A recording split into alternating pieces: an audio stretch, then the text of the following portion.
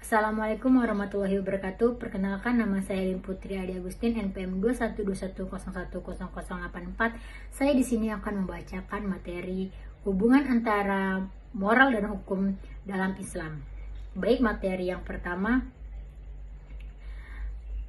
hukum yang digunakan dalam bahasa Indonesia saat ini berasal dari kata hukum yang berarti norma atau akidah, yakni aturan tolak ukur, patokan, pedoman yang dipergunakan untuk menilai tingkah laku manusia dan benda. Secara etimologis, kata hukum bersumber dari kata hakama yang berarti menolak. Terbentuk kata al-hakamu yang berarti menolak kezaliman atau penganiayaan. Manusia berkehendak untuk berlaku baik terhadap sesama manusia yang bermuara pada suatu pergaulan antara pribadi yang berdasarkan prinsip rasional dan moral. Oleh karena itu, kehendak yang sama mendorong orang-orang untuk membuat suatu aturan hidup bersama yang sesuai dengan prinsip-prinsip moral tersebut. Hal ini dilaksanakan dengan membentuk suatu sistem norma. Norma yang harus ditaati oleh orang-orang yang termasuk suatu masyarakat tertentu. Secara etimologis, moral berasal dari bahasa Belanda moral, yang berarti kesusilaan, budi pekerti. Sedangkan menurut J.S. Purwadarminta, moral berarti ajaran tentang baik buruk perbuatan dan kelakuan. Dalam Islam, moral dikenal dengan istilah akhlak. Al-Ghazali dalam Ihya Ulumuddin menerangkan tentang definisi akhlak sebagai berikut. Akhlak adalah perilaku jiwa yang dapat dengan mudah melahirkan perbuatan tanpa memerlukan pemikiran dan pertimbangan. Apabila perilaku tersebut mengeluarkan beberapa perbuatan baik dan terpuji, baik menurut akal maupun tuntutan agama, perilaku tersebut dinamakan akhlak yang baik. Apabila perbuatan dilakukan itu jelek, maka perilaku tersebut dinamakan akhlak yang jelek. Dalam beberapa hal antara etik dan moral memiliki perbedaan. Yang pertama, kalau dalam pembicaraan etik, untuk menentukan nilai baik atau buruk perbuatan manusia menggunakan tolak ukur akal, pikiran, atau rasio.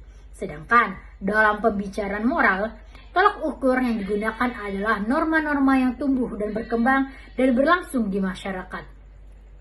Asumsi moralitas Immanuel Kant sebagai sebuah parameter tindakan bahwa manusia adalah perbuatan dari intinya hanya terkait dua hal, yaitu tindakan yang sesuai dengan kewajiban atau moral dan tindakan yang dilakukan demi kewajiban.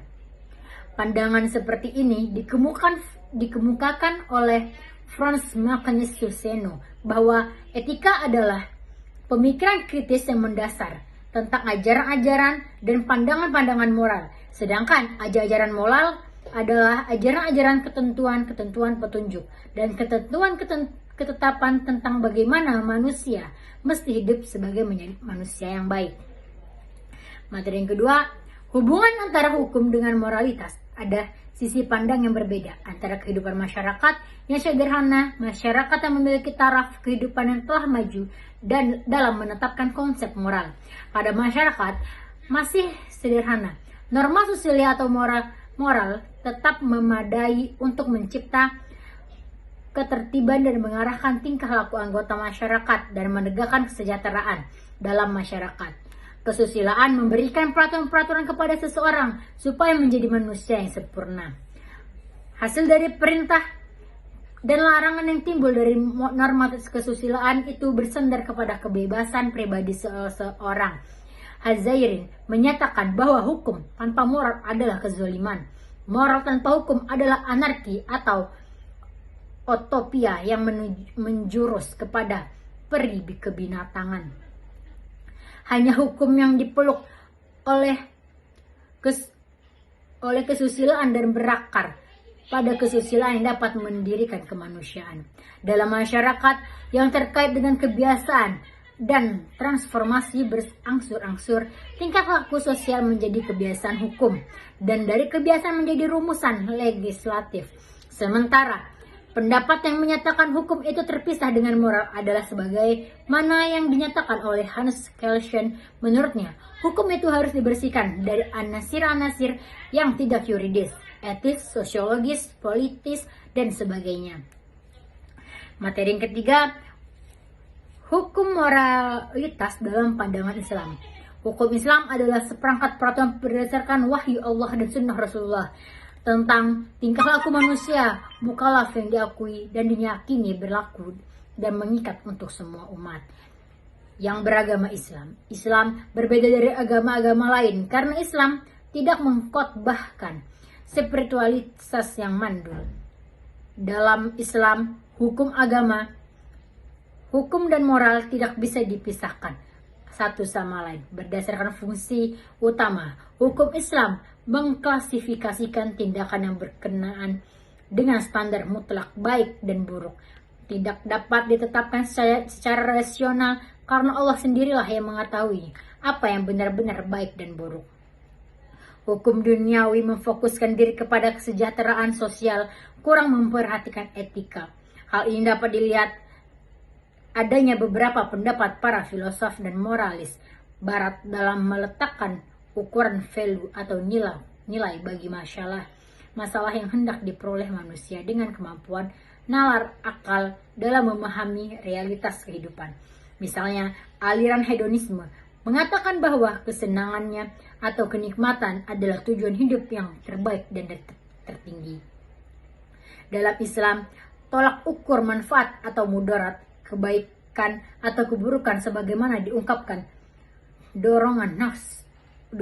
oleh Al-Ghazali tidak dapat dikembalikan pada penilaian manusia karena rentan akan pengaruh dorongan nafsu insaniyah, namun harus dirujuk pada kehendak syara yang pada intinya terangkum pada yang disebutkan dengan al-mabadi.